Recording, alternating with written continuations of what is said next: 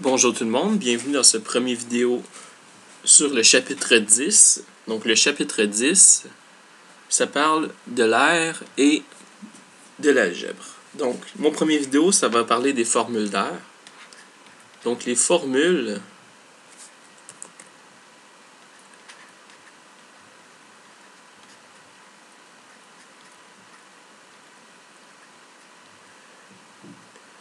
je vais passer ça rapidement parce que je crois qu'en classe, vous devriez avoir bien compris les formules d'air.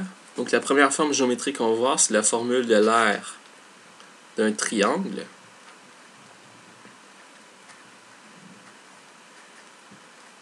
L'aire d'un triangle, c'est la base fois la hauteur divisé en deux. Donc si on a un triangle ici, qu'est-ce que c'est qu'une hauteur? Une hauteur, c'est un segment qu'on va tracer d'un sommet jusqu'au côté opposé, et ce, avec un angle droit sur le côté opposé. Donc si j'ai un angle droit, j'ai donc une hauteur, et ma base associée à cette hauteur serait le côté ici. Donc pour trouver l'aire de ce triangle, on fait la base multipliée par la hauteur divisée en deux. Pourquoi? C'est assez simple. Si j'ai un rectangle, comme ça ici, l'aire de mon rectangle, ça va être la base fois la hauteur tout court. Mais si on regarde, j'ai un triangle ici et un triangle ici, et j'ai un triangle ici et un triangle ici, qui sont identiques. Donc l'aire du triangle lui-même, l'aire de notre triangle à la base, c'est la moitié de ça et la moitié de ça. Donc c'est la moitié de notre rectangle. C'est pour ça qu'on divise en deux. Ça, c'est pour l'aire d'un triangle. L'aire d'un triangle, base fois hauteur divisé en deux. Ensuite, l'aire d'un rectangle. Ça, vous l'avez vu depuis longtemps. C'est la base fois la hauteur. Vous avez peut-être aussi vu la formule longueur fois largeur. Les deux sont bonnes. Donc ici, pourquoi est-ce que je ne mets pas de fois entre la base et la hauteur? C'est que vous avez sûrement vu qu'en algèbre, si on a plusieurs lettres collées, par exemple x, y collées ensemble, c'est équivalent à dire qu'on a x fois y. Et là, regardez ce qui se passe. Mon x fois y, le x et le fois se mélangent. Donc c'est une des raisons qui fait que on n'utilise pas le symbole fois en algèbre. On essaie de moins l'utiliser possible. Donc ici, si on a b fois h, je n'ai pas besoin de mettre de fois entre les deux. Donc l'aire d'un rectangle, base fois hauteur. L'aire d'un carré. Un carré, si on a un carré comme ça, ici. Bon, il n'est pas très beau mon carré, je vais recommencer. Si j'ai un carré, c'est la même chose qu'un rectangle, je pourrais faire base fois hauteur. Sauf que dans un carré, qu'est-ce qu'on a de particulier? C'est que ça mesure C et ça mesure C. Les deux mesures ont la même valeur. Donc l'aire d'un carré, c'est C fois C qui équivaut à C au carré. Ensuite, l'aire d'un parallélogramme.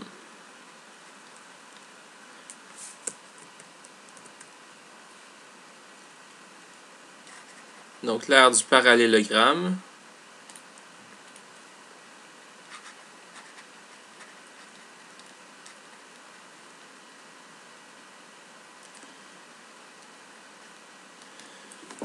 ça va être aussi base fois hauteur. Pourquoi?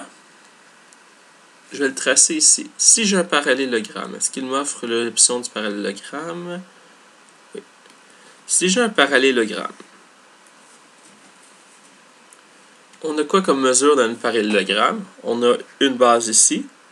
Le côté ici, c'est notre base. Ça équivaut à la base ici, c'est la même longueur. Et on a une hauteur. 90 degrés.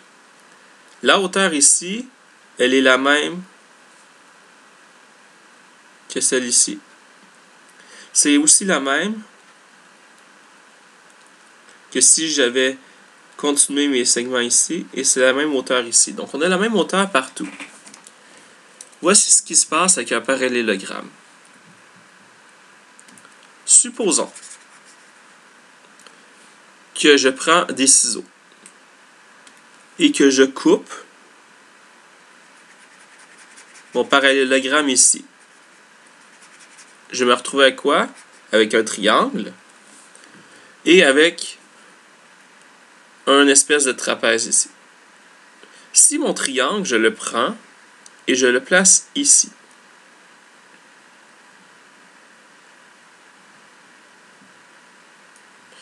Le triangle vient boucher le trou ici. Donc, au final, je me retrouve avec mon triangle ici qui a disparu et qui s'est retrouvé ici. Qu'est-ce que ça nous indique? Bien, si on regarde bien, la forme ainsi créée, ici, c'est un rectangle. Et quelles sont les mesures de ce rectangle? On voit ici qu'on a la base multipliée par la hauteur. Et donc, c'est la même chose que l'aire d'un rectangle. Donc, l'aire d'un parallélogramme, c'est la même chose que l'aire d'un rectangle. Continuons. Donc, maintenant, l'aire d'un trapèze.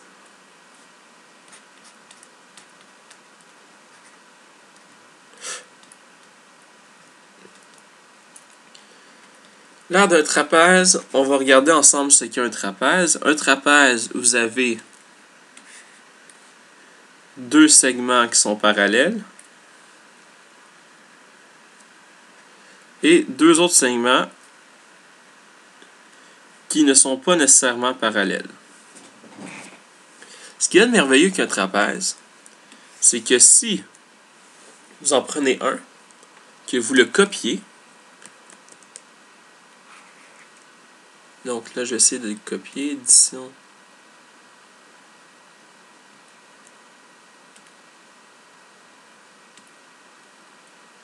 Et que vous le copiez, votre nouveau trapèze identique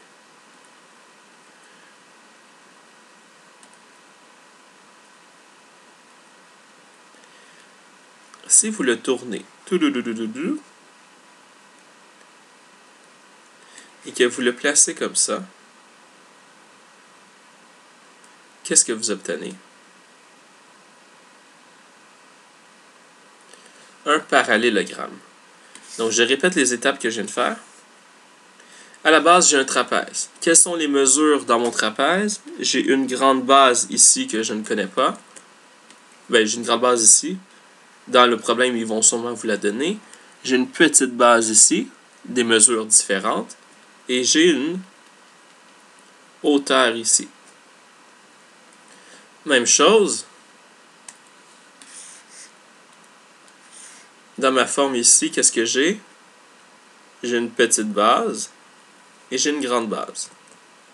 Si je prends mon deuxième trapèze que j'ai copié et que je le fais pivoter et que je le place ici,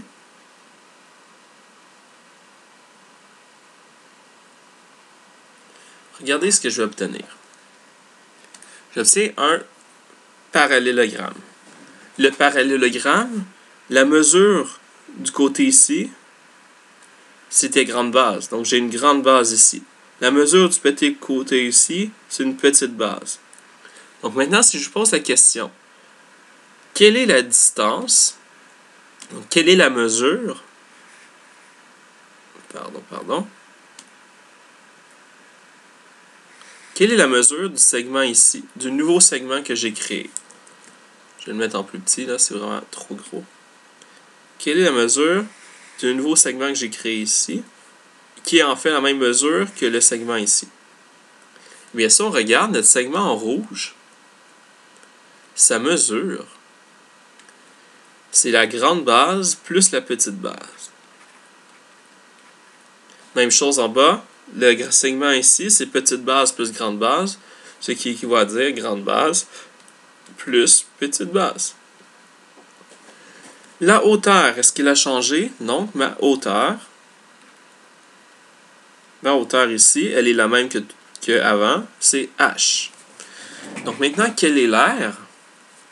L'air de ma nouvelle forme ici, c'est ce segment-là, donc grande base plus petite base, multiplié par la hauteur. Est-ce que c'était l'air de mon trapèze que je viens de trouver ici? Non, parce que là, j'ai l'air de 2 trapèzes. Donc, comment est-ce que je vais faire pour trouver l'air de 1 trapèze? Eh bien, je vais diviser par 2. Donc, l'air d'un trapèze, ça va être grande base plus petite base multiplié par la hauteur et tout ça divisé en 2. Parce qu'on veut juste l'air de 1 trapèze. Donc, je vais réécrire en dessous ici. Je vais réécrire la formule de façon un peu plus lisible. Donc, l'air d'un trapèze,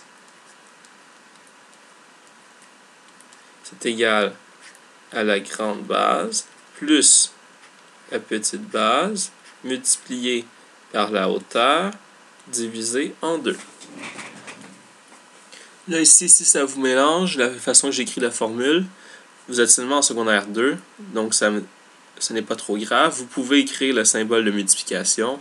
Donc, vous avez le droit d'écrire grande base plus petite base fois la hauteur divisé en 2. Mais comme je vous ai expliqué tout à l'heure, ce que j'aime pas des multiplications lorsqu'on a de l'algèbre, c'est que ça peut nous mélanger avec des x. L'autre symbole qu'on peut utiliser pour la multiplication, ça serait grande base plus petite base. On écrit un point qui veut dire multiplication fois la hauteur divisé en 2. Donc, parmi les trois, en ordre de préférence, celle que je préfère voir, ce serait ici. Parce que quand on a une parenthèse avec une variable à côté, ça veut dire une multiplication. Mais mon préférence, ce serait lui en premier choix. Si vous avez de la misère à voir la multiplication ici, vous préférez utiliser un symbole, mon deuxième choix, ce serait un point. Parce que comme ça, le point ne va pas nous mélanger avec des x.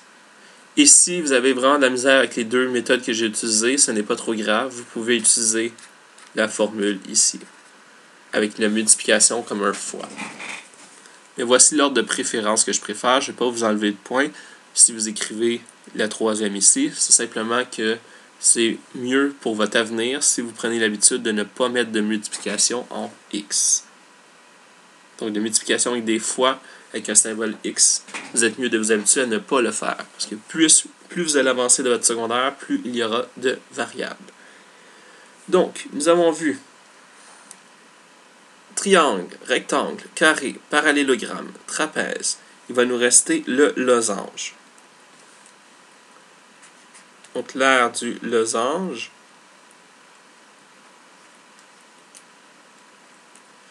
Un losange, ça a cette forme.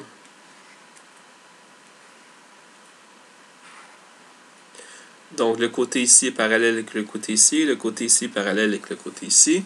Et dans un losange, nous avons deux segments principaux. Nous avons la grande diagonale et nous avons la petite diagonale.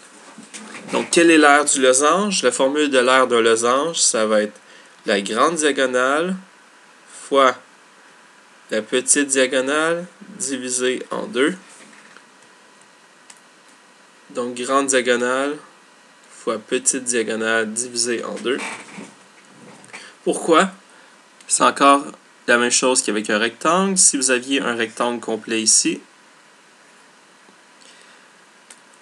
le côté ici, ça serait la grande diagonale. Le côté ici, ça serait la petite diagonale. On ferait grande diagonale fois petite diagonale. Et comme on a la moitié, ici on a 1, 1. Ici on a 2, 2. 3, 3. 4, 4. Comme notre losange, c'était la moitié du rectangle, on divise par 2. Donc, grande diagonale fois petite diagonale divisé en 2. Donc, j'espère que vous avez apprécié ce cours vidéo sur les formules d'air. Maintenant, pour conclure, si vous avez une forme compliquée, Je vais essayer de vous donner un exemple de forme compliquée. Vous avez un segment ici, segment ici, segment ici.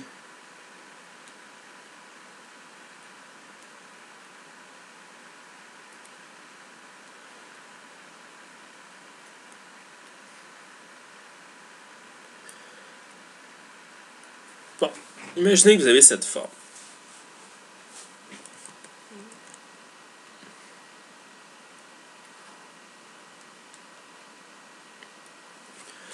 Comment calculer l'aire de cette forme? Ce qu'il faut faire, c'est tout simplement de séparer votre forme en formes plus petites que vous pouvez calculer.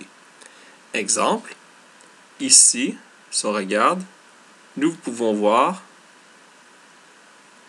qu'il y a un trapèze. Ici, on peut voir qu'il y a un rectangle. Et ici, on peut voir qu'il y a un deuxième trapèze. Donc, autrement dit, on pourrait séparer notre forme en un trapèze, un rectangle, un autre trapèze, et ensuite faire l'aire totale. Pour ce qui est du périmètre, il ne faut pas oublier que le périmètre, c'est le tour, donc la somme des côtés d'une forme. Faites attention, certains essaient d'inventer des formules de périmètre. Formule de périmètre. Pourquoi je n'aime pas les formules de périmètre? C'est super simple, parce que vous faites des erreurs avec les formules de périmètre. Vous essayez de vous inventer une formule de périmètre sans réfléchir à ce que c'est un périmètre.